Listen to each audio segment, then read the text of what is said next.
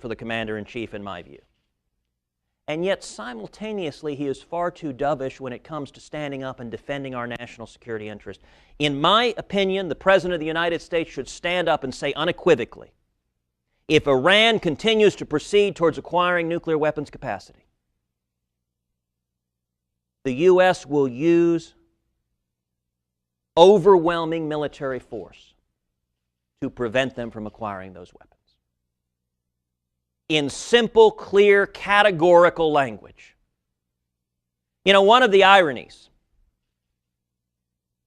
is that the softer a leader is when dealing with enemies of the United States, the more likelihood there is for military conflict. One principle from time immemorial is that bullies and tyrants don't respect weakness or appeasement. The Arab world, appeasement only encourages more violence. It was not an accident that the nation of Iran released our hostages after 444 days, the day Ronald Reagan was sworn in as president. I am a big believer in peace through strength. Because of this administration's ambiguous messages on Iran,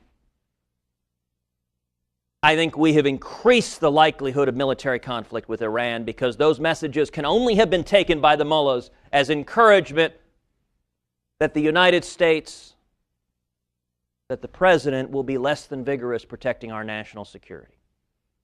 And that if they do proceed, the result might be an unbelievably tiny strike.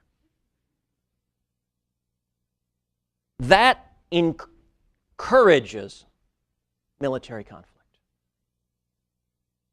We need absolute moral clarity. And you know, lots of folks like to say right now that America is war-weary.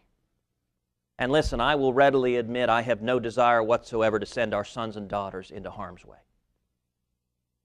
But that message shouldn't be misunderstood. That doesn't mean that America is at all reluctant to protect our vital national security interest. I'll tell